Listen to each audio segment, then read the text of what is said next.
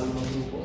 El tema de corte y relleno, normalmente cuando hablamos de altura de corte y relleno como máximo, cuando estamos hablando como excavación manual, estamos hablando de una altura máxima de corte de 30 centímetros aproximadamente.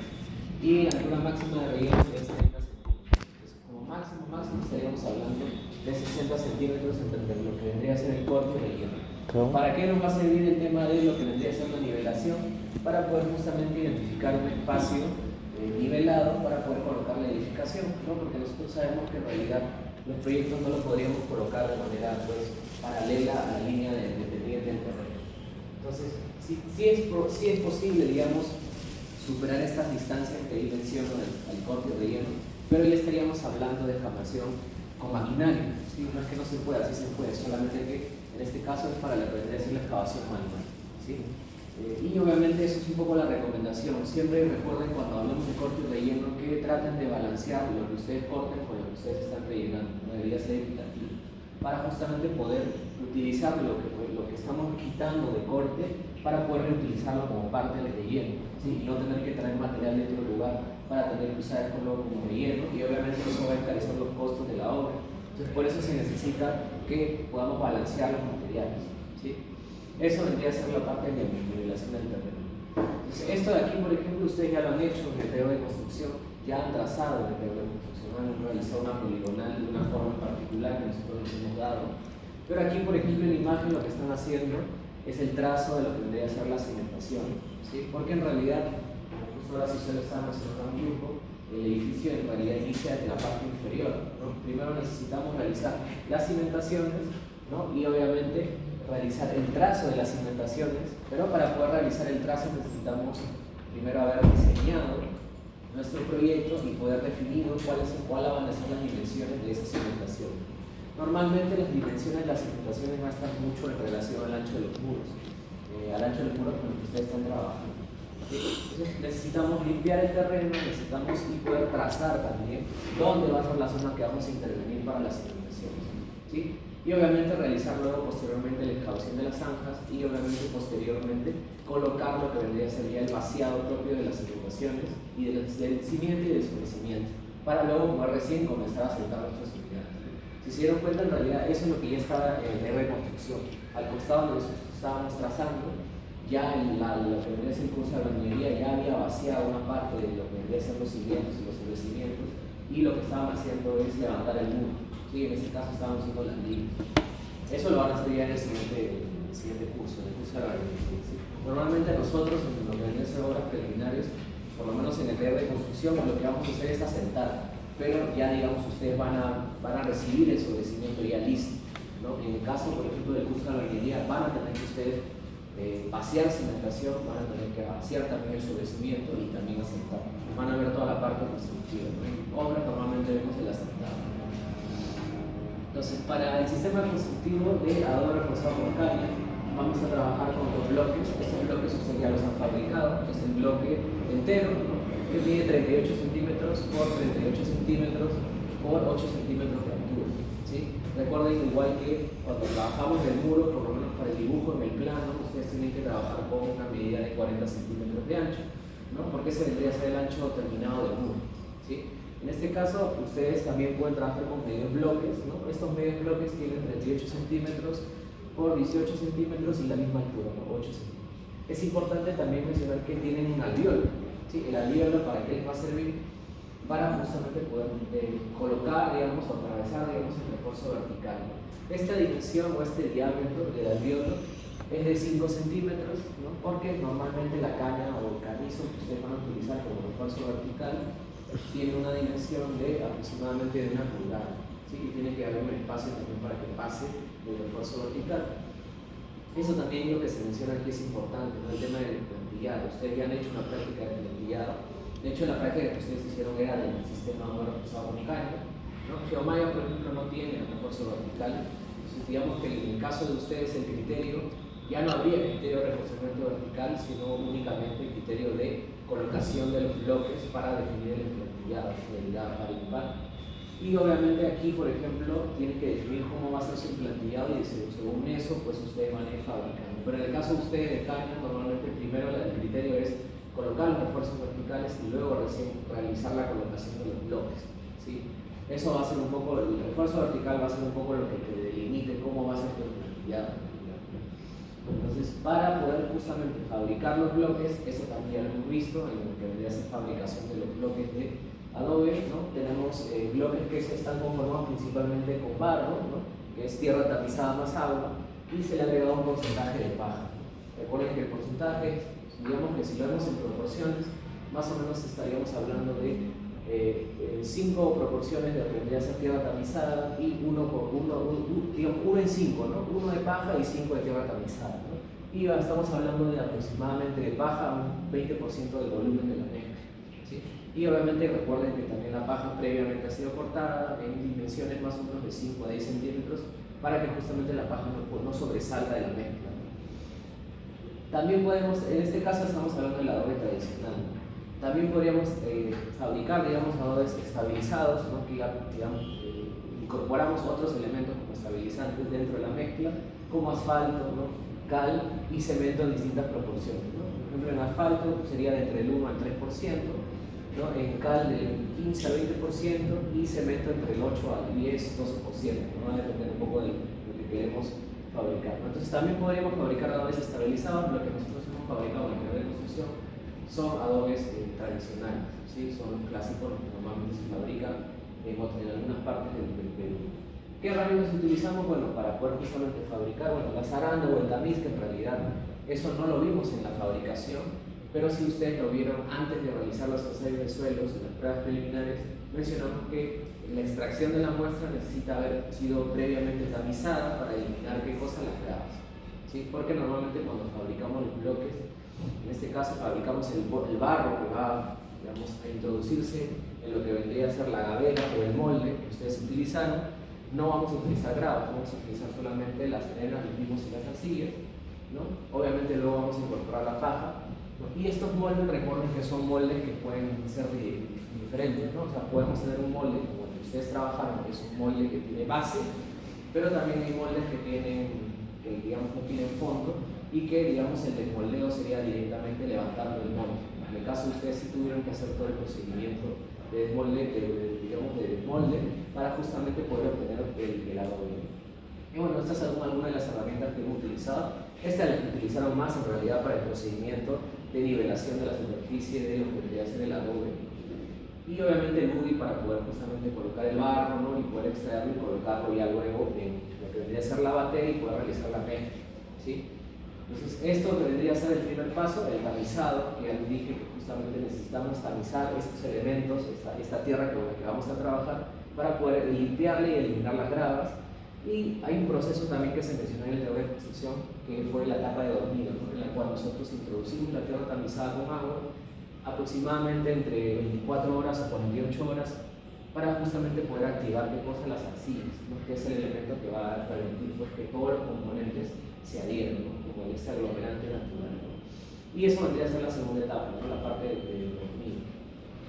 Y ya posteriormente, obviamente, cuando ya hemos identificado con qué tipo de adobe vamos a trabajar, o el tradicional o el estabilizado, vamos a poder justamente realizar ya lo que vendría a ser la mezcla, ¿no? La mezcla que en el caso de ustedes, en esta sección en particular, sí utilizaron los pies, ¿no?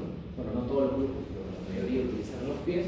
También pueden utilizar las manos para justamente poder fabricar la mezcla, ¿no? O también podrían utilizar algunos equipos para que el procedimiento sea mucho más rápido, ¿sí? Y bueno, esa ya debería ser parte de la experiencia que ustedes están teniendo en teoría de construcción.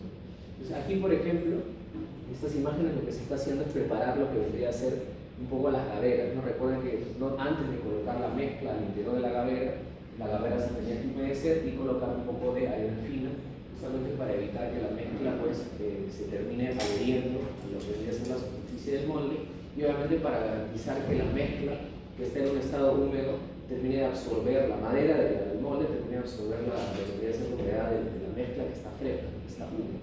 Entonces, por eso esparcimos lo que vendría a ser la arena fina, y obviamente ya luego colocamos el barro al interior de la gavera, ¿no? Siempre tratando de colocar la mezcla, ¿no? en las esquinas, ¿no? Y obviamente tratar de nivelando toda la superficie con la regla de madera, ¿sí? Obviamente también tenemos que, antes de fabricar lo que vendría a ser la unidad, necesitamos garantizar una zona en particular donde nosotros vamos a dejar este molde o esta mezcla secar, ¿no? Necesitamos preparar un tendal. El tendal normalmente es la zona, como se le conoce, donde los jugadores van a reposar, en estado, digamos, de secado. Y obviamente esta zona en particular necesita previamente tener una protección, ¿no? Un techo que pueda cubrir, digamos, a estas unidades, ¿no? Puede ser las lluvias o digamos, del sol de manera directa que pegue con las unidades y termine de cierta manera tergiversando o cambiando un poco la forma de secado del bloque. ¿Sí? Entonces necesitas una zona en sombra, ¿no? Un techo que cubra y obviamente que pueda protegerlo con algún tipo de superficie, puede ser esteras, telas, plásticos, como que cubra para poder justamente proteger las unidades, ¿no? Y bueno, aquí está lo que vendría a ser la fabricación del molde, ¿no? Aquí está haciendo el volteo del molde. Recuerden que una vez que ustedes van a hacer el volteo de lo que vendría a ser la gavera, es necesario haber preparado la zona donde vamos a justamente desmoldear con arena fina para poder justamente que esta zona, o esta en particular, toda esta zona esté preparada para poder recibir la mezcla de lo que vendría a ser el bloque de adobe. Y en este caso, bueno, ya se realizó el desmoldeo, ¿no? Utilizando la gavera con las asas, y es importante también verificar el estado del bloque, ¿no? Para garantizar si es que el bloque tiene mucho porcentaje de agua, ¿no? Si es que en el caso pues el bloque sale, digamos, sale muy deformado, ¿no? Puede ser que la presencia del agua, o puede ser que tenga mucha presencia de agua, en el proceso de fabricación, digamos, se tendría que reducir el porcentaje de agua, o puede ser que también la unidad se quiebre o se raje, es porque falta agregar un porcentaje de agua dentro de la mezcla, y entonces está muy seco. Entonces, eso vendría a ser un poco la comprobación del tema de la fabricación, en el caso de adobe reforzado con caña, ¿sí? Bueno, el tema del secado, también lo habíamos mencionado cuando hablamos del tema de la fabricación, ¿no? Que normalmente cuando recién están hechos, están en un reposo de manera horizontal bajo tendal aproximadamente la primera semana, ¿no? La segunda semana ya estamos hablando de que los bloques se pueden colocar de canto, o sea, ¿no? En el sentido perpendicular a lo que debería ser el suelo. En la tercera semana ya se pueden apilar los bloques y aproximadamente en la cuarta semana ya estaría listo para poder ser utilizado. Entonces, más o menos, ese es el proceso de secado, ¿no? Que más o menos dura 4 semanas aproximadamente, ¿sí? Y bueno, cuando ya hablamos de criterios de dimensionamiento del muro, ¿no? Estamos hablando que nuestro muro va a tener 40 centímetros, ¿no? Pero 40 centímetros en realidad porque lo que estamos sumando, ¿no? Son 38 centímetros del bloque más 2 centímetros de lo que podría ser el mortero, ¿sí? Y obviamente cuando hablamos, por ejemplo, en términos de altura, ¿no? Cuando hablamos de la altura del hilado, por ejemplo, cuando hablamos de las hiladas, pares o impares, ¿no? La altura del hilado en realidad es 10 centímetros, porque la altura del hilado conforma, digamos, lo que es la altura del bloque, que es 8 centímetros, más los 2 centímetros del mortero en el sentido vertical. Eso le da la altura total de la hilada de 10 centímetros. ¿Sí? Aquí se dice 8 más 2 centímetros.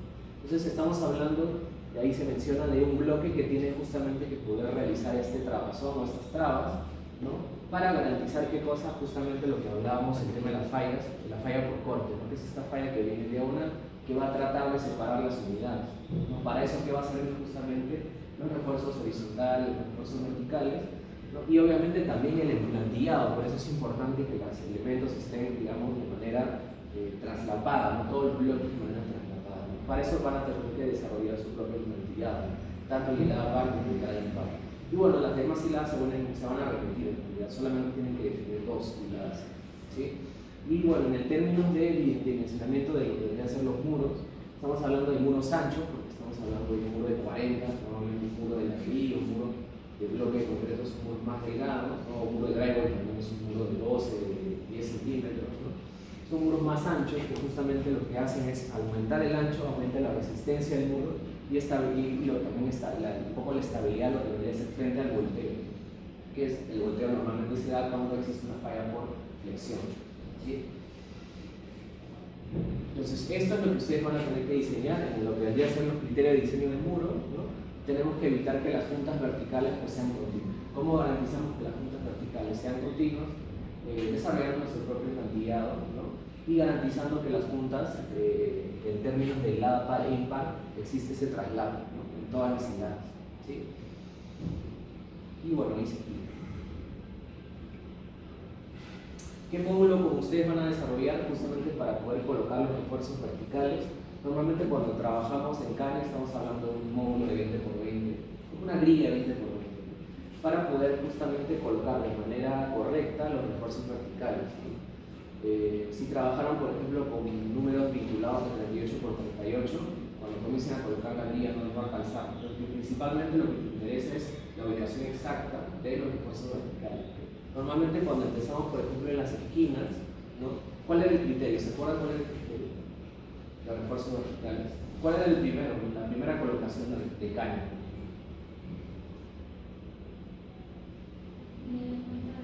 En el encuentro de los ejes, en el encuentro de los encuentros de números, ¿no? Entonces siempre la colocación va a ser en los encuentros de ejes la primera colocación. Normalmente en caña, como justamente lo mencionaba Susela hace un rato, en las fairas, ustedes van a tener en las esquinas, van a tener contrafuertes. Entonces la siguiente colocación vendría a ser 40 centímetros hacia los contrafuertes, ¿sí? Y luego hacia el interior de los muros, la primera colocación siempre es 60 centímetros, ¿no? Y el resto a 80 centímetros. Y siempre verificando que en todos los finales del muro aproximadamente existe una caña, ¿no? A 20 centímetros. ¿Sí? Esa vendría a ser los criterios de refuerzo vertical. Eso es lo que vimos en la clase del emplantillado. Aquí lo que se está viendo es cómo se colocan los refuerzos verticales en relación al emplantillado, ¿sí? Pero siempre es importante que todos tengan su grilla, ¿no? O sea, así como el grupo de caña va a tener su grilla, pues Tapial también lo tendrá y BTC también tendrá una grilla diferente. Probablemente, como estamos hablando de muros de 30, en el caso de BTC, la grilla no tendría que ser de 20 por 20, sino de 15 por 15. ¿Sí? Entonces, en el caso en realidad esto es para todos los sistemas, bueno, lo vamos a ver en cada sistema, pero en realidad en este caso en particular, todo empieza en realidad en términos de, hablando ya constructivamente, en la cimentación. Entonces, en este caso, antes de iniciar, de colocar la cimentación, en el caso de caña, ustedes van a tener una base. Esta base que ustedes aquí ven de color verde se denomina solado, ¿sí? Solado es aproximadamente de una altura de 5 centímetros y normalmente tiene una composición de cemento hormigón 1 en 12, ¿sí? Esa dosificación, cuando hablamos de hormigón, recuerden que el hormigón no es el concreto, ¿sí? Lo habíamos mencionado cuando vimos el tema de los materiales. El hormigón normalmente es la tierra con grava, ¿sí? No es el concreto. Normalmente en España, cuando dicen hormigón, hablan de hormigón armado, que estarían haciendo las veces, digamos, de lo que nosotros conocemos como concreto armado. Para los españoles el hormigón es el concreto, para nosotros el hormigón es la tierra con grava, ¿sí? Entonces, cemento hormigón 1 en 12, esa vendría a ser la dosificación del solado, ¿no? Pero ¿para qué colocamos este solado? ¿Por qué colocamos particularmente en este sistema de caña un solado? Porque nosotros lo que vamos a hacer es pues, colocar refuerzos verticales, ¿no? Necesitamos poder ubicar esos refuerzos verticales de manera, digamos, estable, de manera nivelada, ¿no? Porque todos deberían tener pues, la misma altura, no deberían haber diferencias de altura. Entonces, justamente para poder garantizar un solo nivel en la base de los cimientos y poder tener una misma altura de refuerzos verticales y para poder justamente sobre esa base niveladora de concreto poder nivelar y poder ubicar de manera correcta la distancia o la separación de los refuerzos verticales, es importante colocar un soldado, ¿no? Porque si ustedes por ejemplo hacen la excavación, si ustedes no colocan ese soldado, lo que puede pasar es que en distintos momentos, ¿no? El fondo de la excavación puede tener distintas alturas. Entonces cuando ustedes vayan colocando los refuerzos verticales y no han colocado el soldado, puede haber una variación en las alturas de los refuerzos verticales. Entonces lo que justamente va a garantizar el soldado, como ahí se menciona, es una base niveladora que va a servir justamente para poder marcar los refuerzos verticales y para poder justamente también garantizar un solo nivel en el fondo de la excavación, ¿sí? Eso vendría a ser lo que vendría a ser el solado, que justamente, como les había dicho, tiene una dosificación de cemento hormigón en 12, ¿sí? Y no es concreto hormigón, ¿no? Es cemento hormigón en 12, ¿sí? Esto vendría a ser lo primero que ustedes van a colocar debajo de su cimentación. Entonces, luego, ¿qué van a hacer? Ustedes van a tener un refuerzo vertical que ya se había mencionado, que es un refuerzo de caña, puede ser caña brava o carrizo. Entonces, normalmente lo que vamos a hacer es tratar esa caña. ¿Por qué vamos a tratar la caña? Porque normalmente, antes de hacer el vaciado en la cimentación, esa caña tiene que haber sido pasado por una preparación, porque en realidad esta caña, si se dan cuenta, en la base tiene una pintura de color negro, ¿sí? Esa pintura de color negro es como una pintura, lo que vendría a ser como una pintura asfáltica, ¿sí? Ahí se menciona. Esa pintura asfáltica, ¿qué va a ayudar? Normalmente si nosotros no colocamos la pintura asfáltica, esa caña va a estar en contacto con la humedad que tiene el concreto en el cimiento y esa humedad va a terminar cubriendo la caña. Entonces, para proteger de cierta manera la caña necesitamos colocar un elemento de protección, en este caso una pintura asfáltica. ¿Sí? ¿Para qué vamos a colocar clavos? Únicamente en el área del cimiento, ¿no? Vamos a colocar clavos, como se muestran aquí, unos clavos de 3 pulgadas, 4 pulgadas aproximadamente. Estos clavos va a ayudar justamente que esta caña tenga un mejor anclaje en la cimentación. ¿Sí? Eso vendría a ser el segundo criterio, ¿no?, de preparación de la caña.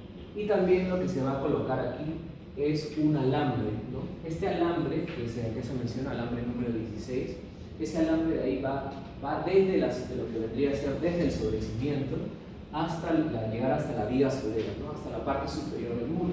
¿Sí? Entonces son 3 cosas que se tienen que hacer para preparar la caña: colocar los clavos, ya les dije que justamente va a ayudar a mejorar el anclaje, la marca con el anclaje en la cimentación; la pintura asfáltica, que va a ayudar a proteger justamente la caña de humedad, lo que vendría a ser el concreto que está en la cimentación; y el alambre, que justamente el propósito del alambre es para generar cierta rugosidad en lo que vendría a ser la caña. La caña es un elemento totalmente liso, ¿no?, y que normalmente lo que necesitamos para mejorar, digamos, el vínculo con las unidades de adobe, que son de barro, necesitamos que el alambre tenga mayor rugosidad. Por eso se coloca también este alambre, para aumentar la rugosidad y mejorar su vínculo en relación a lo que vienen a ser los bloques de adobe. ¿Sí? Entonces, estos van a ser los 3 elementos importantes a considerar. ¿Sí? Normalmente la caña brava, como ya les habíamos mencionado, pues hay ciertos criterios de colocación, ya se los había dicho, ¿no?, que son, pues, ¿no?, en las intersecciones de los ejes, ¿no?, y eso va a depender mucho también de la inclinabilidad. ¿Sí?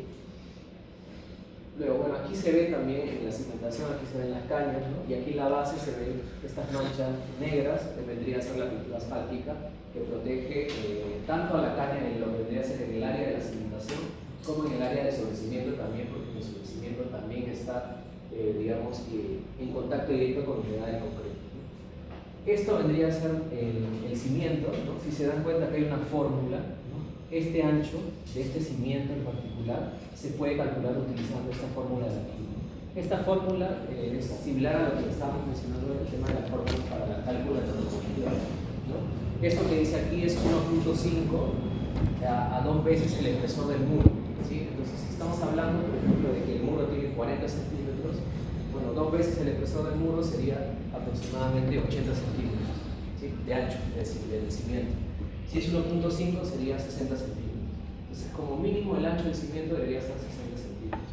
Si nosotros le preguntamos cómo, digamos, en el parcial, cómo ustedes, digamos, cómo has obtenido el ancho de tu cimentación, ustedes tendrían que respondernos que su ancho de la cimentación está en relación a 1.5 o 2 veces el espesor de su muro, ¿no?, y en ese caso, pues el ancho puede ser 60 o puede ser 80. Va a depender con la fórmula con la que ustedes trabajan. ¿Sí? En el caso de que trabajaran con 60 centímetros, bueno, la altura mínima siempre del cimiento va a ser 60 centímetros. Y si trabajan pues con 80 de base, altura también debería ser proporcional. Entonces, en este caso la altura debería ser 80 también. ¿Sí? Luego, encima, esta línea que ustedes ven aquí, que está pasando de manera gris, ¿no?, esta línea que ustedes ven aquí es la línea de lo que vendría a ser el terreno natural. ¿Sí? Entonces, por debajo de esta línea de terreno natural, aquí se menciona que es una medida variable. Es cierto, es variable, pero mínimo debería ser 10 centímetros, como mínimo. Puede ser más, menos de 10 centímetros no puede ser. ¿Sí? Y lo que sobresale del sobrecimiento, como mínimo debería ser 20 centímetros. También, es lo mínimo, puede ser mucho más. ¿Sí? Pero digamos que eso más o menos sería la referencia para que ustedes tengan para el diseño, digamos, en corte. Porque cuando ustedes trabajan su proyecto en corte deberían aparecer ya las cimentaciones. Y cuando hablamos de cimentaciones hablamos del cimiento corrido y del sobrecimiento también. ¿Sí? Entonces, en el caso del cimiento, estamos hablando de una dosificación. Esta dosificación en realidad es para todos los productos, en realidad, nunca va a cambiar. O sea, si les preguntamos cuál es la dosificación del cimiento en tapial, cuál va a ser la dosificación de la cimentación en BTC, va a ser la misma, en realidad. Siempre va a ser igual. ¿Sí? Lo que sí va a cambiar es que normalmente el solado, lo que les mostré hace un rato, que es la base esta que colocamos al fondo de la cimentación, normalmente ese solado únicamente lo lleva a qué cosa, los sistemas que tienen refuerzos verticales, porque justamente para eso sirve, para poder ubicar los refuerzos. Si no tienen refuerzos verticales, no van a llevar soldado. Por ende, el sistema de geomalla o tapial, por ejemplo, que no llevan refuerzos o que los llevan en otros lados, no van a tener consideración de soldado. Entonces, únicamente van a empezar a dibujar su corte o digamos su detalle de cimentación de aquí para aquí, ¿sí? No van a tomar en cuenta el soldado. Y en este caso, bueno, el cimiento tiene una dosificación de cemento hormigón 1 en 10 más 30% de lo que vendría a ser piedra grande, ¿sí? Normalmente cuando hablamos de piedra, y la recomendación siempre en cimentaciones es que la piedra sea, por lo menos la piedra grande, tiene una dimensión entre 8 pulgadas a 10 pulgadas, como máximo 25 centímetros de diámetro. Entonces hablamos de piedra, normalmente hablamos de piedras de zanja. ¿Por qué piedras de zanja? Porque las piedras de zanja son piedras pues, que tienen ángulos como medias angulosas, ¿no? No son como de canto rodado, que son las que vimos en el taller de construcción, que son como más curvas, ¿no? Tienen justamente esta identificación del rodamiento de las piedras a lo largo de los ríos que hacen que se genere esta curva, sino que garantizamos que la piedra pueda, al ser angulosa, pueda, digamos, clavarse o fijarse de mejor manera en lo que tendría que ser la cimentación, ¿no? No se mueve tanto la piedra de canto rodado, suele moverse un poco más cuando hacemos el vaciado, digamos, de la cimentación. Entonces es recomendable que sean piedras angulosas, por eso se recomienda que sea piedra de zanja. ¿Y qué tamaño? Como le dije, piedra grande estamos hablando de 8 pulgadas a 10 pulgadas aproximadamente, ¿sí? Y esto vendría a ser el 30% de piedra grande, ¿no? Y cemento hormigón 1 en 10, ¿no? 1 de cemento, 10, o sea, en proporciones 1 de cemento y 10 de hormigón, ¿sí? Eso para la cimentación. Luego, cuando hablamos del sobrecimiento, ya no hablamos de la misma fórmula, estamos hablando de cemento hormigón 1 en 8, pero ya estamos agregando, ya no 30%, sino solo 20-25%, pero ya no estamos agregando piedra grande, estamos agregando piedra mediana, ¿sí? Normalmente la piedra mediana tiene dimensiones de 4 pulgadas o de 4 a 6 pulgadas, ¿no? Aproximadamente. ¿Sí? Y aquí también estamos hablando de piedras angulosas. Normalmente si acá estamos hablando de piedras de zanja, aquí estaríamos hablando de piedras de cajón, que son piedras que tienen medidas más o menos como máximo en centímetros, hasta entre 10 centímetros a 15 centímetros aproximadamente. Esto que ustedes ven aquí, si se dan cuenta, esto que está sobresaliendo en la foto es el sobrecimiento. Aquí encima ya van a comenzar a colocar las unidades de los bloques de adobe, ¿sí? Aquí se ven los refuerzos verticales.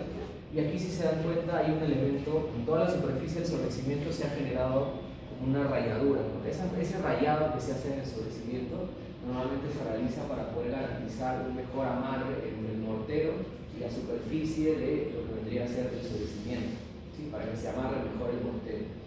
Y este elemento que está colocando aquí como esa pintura asfáltica, lo que va a garantizar es proteger en esa superficie, proteger del ingreso de la humedad que existe en el sobrecimiento y que por capilaridad no pueda ingresar a nuestros bloques que están encima. Entonces, antes de colocar nuestro bloque, necesitamos poder proteger la superficie para evitar o garantizar que esa humedad que se encuentra en el sobrecimiento no ingrese a nuestros bloques, ¿sí? Entonces, esos son, digamos, los dos criterios que se realizan normalmente en el sobrecimiento. ¿Qué se realiza normalmente? El rayado normalmente se realiza cuando el sobrecimiento todavía está muy fresco, no se realiza cuando ya terminó de secar, ¿sí? Y bueno, son dos cosas, ¿no? Únicamente el rayado, como les dije, para garantizar el anclaje o el amarre del mortero con la superficie del sobrecimiento, y la pintura asfáltica para proteger de la humedad a nuestros bloques, a nuestras unidades, ¿sí? Esto vendría a ser como se ve en la imagen. Aquí lo que se está haciendo es la preparación del sobrecimiento, ¿no? Van a hacer el sobrecimiento y se ha realizado hoy un encofrado tradicional. Y bueno, las medidas que ya les había dicho, ¿no? Normalmente el sobrecimiento sobresale como mínimo 20 centímetros y por debajo del terreno natural como mínimo 10 centímetros, ¿sí? En términos de, de plantillado, vamos a tener encuentros de tipo L, tipo T y tipo NX, ¿no? Va a depender mucho también del orden y del diseño que ustedes puedan tener en su proyecto, ¿no?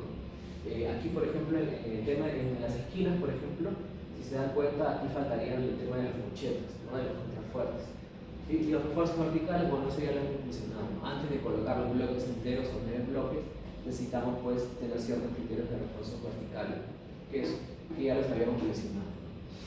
Y bueno, ahí está el tema, más o menos cómo se estaría realizando el emplantillado según el tipo de encuentro, ¿no? En L, ¿no? Y encuentro en T, ¿no? Donde se coloca, pues, por ejemplo, aquí, ¿no? Medio bloque entero, y en el otro lado se coloca 2 bloques, ¿no?